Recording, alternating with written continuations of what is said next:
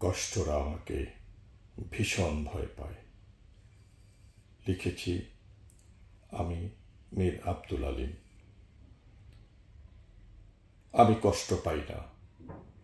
কষ্টরা চেঁচিয়ে ওঠে, বিষাদে ডুবিয়ে রাখে, তবু আমি তাদের ভয় পাই না।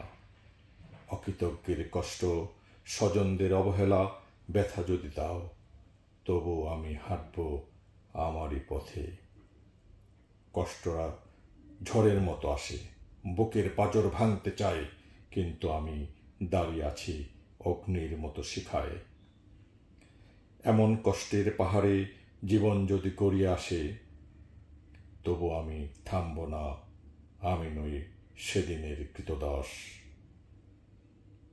আমি কাঁদি না বলে কষ্ট পেয়ে কষ্টরা যদি কাঁদে, তাহলে কষ্টের কি দাম?